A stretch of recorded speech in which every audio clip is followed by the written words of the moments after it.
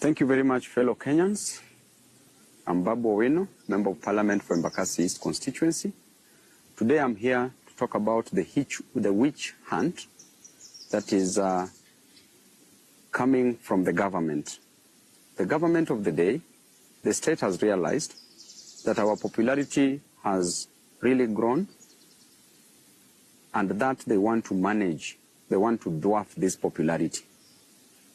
They have approached Babu Owino on several occasions so that Babu can work with government, but Babu has refused and has said clearly that he wants to work for Kenyans, and that if the government was offering services to citizens, the services that were promised during the campaign periods, if they were working, if the cost of living was reduced, if taxes were reduced, if there were jobs for Kenyan citizens, if the health sector was working, if education sector was working, then Babu Owino would not have any business opposing the government.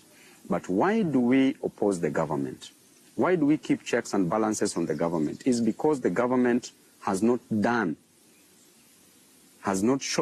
shown any effort to solve these issues of concern that I am raising. And therefore, because of that reason, there is a meeting that was held last week, a meeting that involved serious stakeholders in this country, and they were asking how Babu Owino can be put down, how Babu Owino can be managed. Some proposed that Babu Owino should be approached, bought, bribed, so that he can support the government. Some came with an idea that Babu Owino should be dealt with perpendicularly, that they should send the Ethics and Anti-Corruption Commission to our offices to come and besmirch the good name of Babu Owino. And therefore, I was reliably informed, information from very serious sources, that this week EACC was to come visit us at our offices in Donholm, Greenspan Mall, second floor. If not this week, then next week they are to come, or any other time that they will deem fit. And the intention is very clear, that we need to put Babu down. We need to tell the public that there are corruption allegations in Embakasi East office. And I want to tell you clearly that the Auditor General produced a report for all the constituencies, the 290 constituencies in this country. And the lady, you know how she works, she can't be bribed. If the government cannot bribe her, then Babu Owino automatically cannot bribe this lady, and she's been doing a great job. And the report was clear, and I want to read to Kenyans this report from the Auditor General. I want to go to the conclusion because this is a public document. Report on lawfulness and effectiveness in use of public resources. Conclusion. As required by Article 229, Sub-Article 6 of the Constitution, based on the audit procedures performed, except for the matter described in the basis for conclusion on lawfulness and effectiveness in use of public resources section of my report, I confirm that nothing else has come to my attention to cause me, the Auditor General, to believe that public resources have not been applied lawfully and in an effective way. If this report came from the Auditor General and it is a public document, then why does the government want to use EACC to come and intimidate Babu Owino? I want to tell the EACC that you are an independent body. Do not get involved in this politics. And by the way, the office is very open. Anytime you want to know about any project in Embakasi's constituency, we have done all the projects that we advertised in Embakasi's constituency. And there is a clear procedure on how the tenders are awarded in any public office. All the procedures as confirmed by the funds manager, as confirmed that all the procedures were followed. There is no any conflict of interest. None of my companies has been awarded any job in Embakasi's constituency.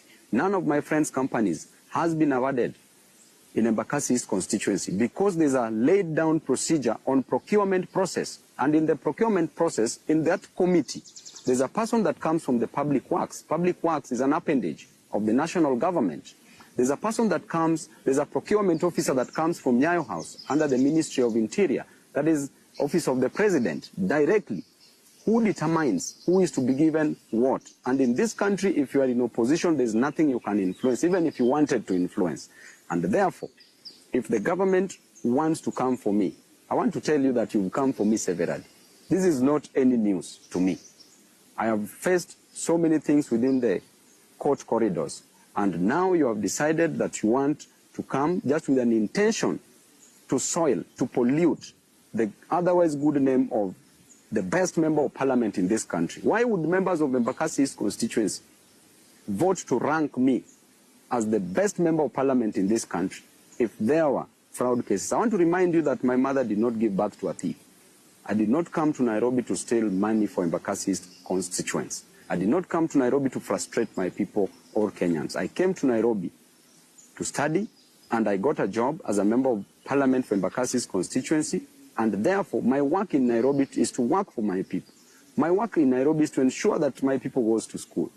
Our children goes to school. And there is no any constituency in this country that gives bursary in the most transparent way like Embakasi East constituency. I go there, I produce forms to every ward, issue forms. This other one, 2024, 2025, we had 25,000 applicants. I went back with checks. Issued checks to some of the constituents. The ones who are remaining, I promised that I will not go back to issue forms until I go back with the checks. That tells you clearly I got there at 8 a.m. in the morning during the issuance of bursary checks. I do them personally on the pitch, on the field. So there is nothing. So EACC, we know the officers that are being used, both at the national level and at the county level. You need to start investigating the county of Nairobi where money is stolen on a single second, single minute, single day, single month. Money is stolen, money is lost from the county. Do not come to disturb people in Embakasi East constituency. And if you want to come, go and check all the projects. Look at the Donholm Secondary School. Perfectly done. Look at Tasia that you want to stop now that you don't want us to build. Tasia Primary School. It has not even been awarded. The tender was just put up the other day, was advertised the other day. It has not been awarded. And now we are being informed that you want to stop the construction of that school. Why would you do that? Why are you an enemy of progress as a government? We were elected to work, and I was elected by my people to work, and I have an independent mind to work. I will not suspend my brains to support any other person, no matter how much you coerce me. It doesn't matter. There are people that you can coerce, there are people that you can put pressure on, but you can never put pressure on me. I know where I'm going, and I will reach there no matter what. It doesn't matter. And I want to tell you, the EACC, keep off this war. This is not your war. Don't be used, don't be misused, don't be abused into doing things that is not within your mandate. Right now, why don't you go and consult with the Auditor General on this report? Why do you want to come and intimidate people in Embakasi East constituency?